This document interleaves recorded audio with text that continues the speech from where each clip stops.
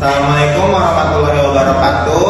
Yang terhormat dosen pengampu Dwi Effendi Hidayati SEMM dan teman-teman yang saya banggakan. Kami dari MN24D kelompok 8 ingin mempresentasikan tentang analisis strategi pemasaran dan operasional dari PT Sharp Electronic Indonesia. Sebelumnya, perkenalkan, nama saya Hadian Ihsanul Malik sebagai moderator dan rekan-rekan saya ada. Perkenalkan, nama saya Ridwan Ramadan sebagai presentator pertama. Perkenalkan, nama saya Ramadan Rizky sebagai presentator kedua. Jadi kami di sini akan mempresentasikan tentang analisis strategi pemasaran dan operasional. Berikut adalah agenda presentasi kita. Yang pertama itu ada profil perusahaan, yang kedua ada strategi pemasaran, yang ketiga ada distribusi omnichannel, yang keempat ada kampanye kalau comfort, yang kelima ada manajemen operasional, yang keenam ada SDM dan budaya perusahaan, yang ketujuh ada analisis kompetitif, yang kedelapan ada penemuan dan pembahasan, dan yang terakhir ada kesimpulan dan saran. Di sini saya akan melanjutkan ya presentasi pertama yaitu dari PT Sharp Electronic Indonesia.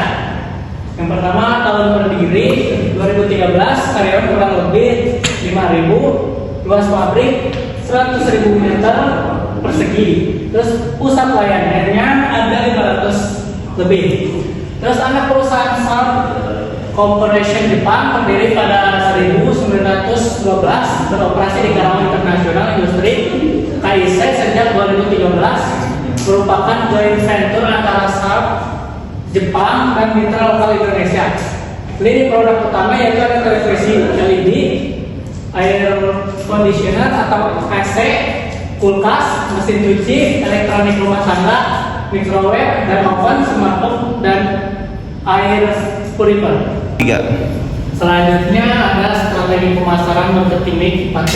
Pertama ada produk, yaitu inovasi berbasis kebutuhan konsumen Indonesia, AC teknologi GTEK inverter dengan energi 60%, ketiga plasma skuter untuk udara bersih dan sehat, keempat ada LNG kolaborasi Jepang dan Indonesia, terus terakhir ada lini Aquos TV sebagai unggulan. Selanjutnya ada price, value based pricing strategi. Kedua ada harga mencerminkan kualitas dan teknologi. Tiga, lini entry level untuk segmen menengah sampai bawah. Keempat ada program cicilan 0% di toko dan e-commerce. Terakhir ada promo musiman, harbolnas, lebaran dan lain-lain. Selanjutnya ada price, lebih dari 15.000 titik penjualan di seluruh Indonesia, modern, trend, hypermarket dan superstore. Ketiga ada toko resmi di Tokopedia, Shopee, Lazada, dan toko TikTok Shop dan website resmi. Terakhir ada proporsi digital naik dari 15% pada tahun 2020, 35% tahun 2025. Selanjutnya ada promotion. Promotion yang pertama ada kampanye terintegrasi multimedia. Kedua ada TV, Instagram, YouTube, TikTok. Dan ketiga endorse influencer dan brand ambassador. Empat, event dan pameran produk. Dan terakhir ada show branding and control extra green. Selanjutnya ada strategi distribusi omnichannel. Distribusi omnichannel pada konsumen ada dua ya. Pertama ada kanal offline dan kanal digital. Kanal offline itu lebih dari 15.000 titik penjualan, toko elektronik independen, modern trade, hypermarket dan superstore, dan resmi seluruh Indonesia. Yang kanal digital yaitu ada Tokopedia, Shopee, Lazada, toko resmi di marketplace utama. Kedua ada TikTok Shop, platform sosial komersi. Selanjutnya ada website resmi sharpindonesia.com. 15% sampai 35% proporsi penjualan digital pada tahun 2020 sampai 2025. Baik, di sini saya sebagai presentator kedua akan menjelaskan kampanye Hello, Comfort, X Handilo, inovasi SEO branding untuk menjangkau generasi muda. konsep kampanye. Pertama, kolaborasi dengan Carsandrio Iconic. Yang kedua, Hello Kitty, Cinnamoroll, Pom-Pom Purin, desain produk AC, kulkas dan mesin cuci. Yang terakhir ada memadukan estetika Jepang dengan teknologi Sharp. Selanjutnya target segmen. Pertama, milenial dan gadget dari 18 tahun sampai 35 tahun. Yang kedua, konsumen dengan daya beli elektronik meningkat. Yang ketiga, segmen menghargai estetika dan desain. Yang keempat, komunitas penggemar karakter Jepang. Selanjutnya, dampak strategis.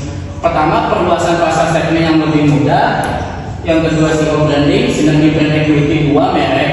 Yang ketiga, diferensiasi emosional produk elektronik. Dan terakhir, viral marketing melalui media sosial. Selanjutnya ada manajemen operasional dan produksi. Yang pertama ada stamping dan fabrikasi. Yang kedua ada assembly line. Yang ketiga ada quality control. Yang keempat packaging dan gudang.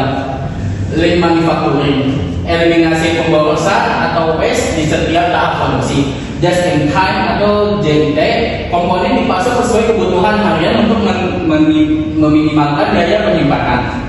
Yang kedua ada statistical proses control, pengendalian kualitas ketat di setiap tahap. Setiap unit melewati serangkaian pengujian standar sebelum masuk ke tahap pengemasan. Yang terakhir ada sertifikasi ISO 9001 2015 manajemen mutu dan ISO 14001 2015 manajemen lingkungan, bukti komitmen terhadap standar kualitas internasional.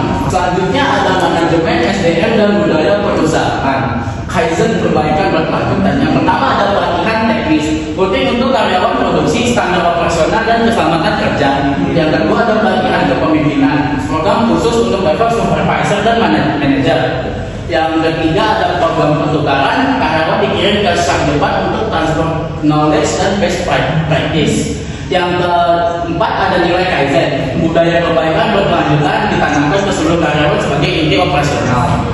Selanjutnya ada analisis kompetitif dan temuan strategis. Strategis kompetitif, diferensiasi importer 1985. Kompetisi bukan pada harga, melainkan pada nilai, teknologi, dan kualitas layanan purna jual. Yang kedua ada brand equity kuat atau kontrol dan challenge. Reputasi merek sebagai aset kompetitif yang sulit ditiru oleh kompetitor baru. Yang ketiga ada total cost of ownership. Konsumen diedukasi untuk mempertimbangkan biaya kepemilikan jangka panjang, bukan hanya harga beli awal.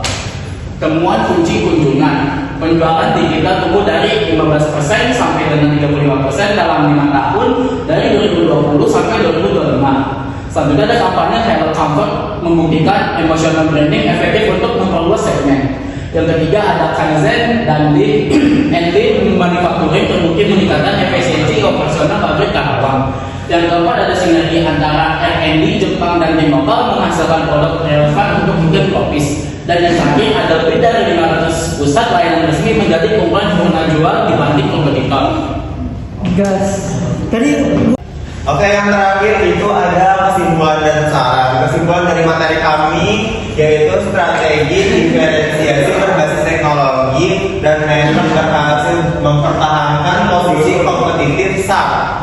Yang kedua ada implementasi omnichannel terbukti efektif merespon digitalisasi perilaku konsumen Indonesia. Kolaborasi Holocompon Exandrio menunjukkan inovasi pemasaran emosional yang sukses. Yang keempat itu ada Lean Manufacturing dan ISO membangun fondasi operasional jangka panjang yang solid. Terus di sini sarannya itu untuk mahasiswa mempersiapkan pertanyaan spesifik tentang aspek finansial dan pengambilan keputusan manajerial sebelum kunjungan. Untuk PT SAP Indonesia memperluas program CSR berbasis pendidikan, kunjungan industri dan program magang bagi mahasiswa yang lebih banyak. Untuk program studi manajemen Lanjutkan dan perluas kunjungan industri ke perusahaan dalam model bisnis beragam untuk perspektif komparatif. Kami dari FN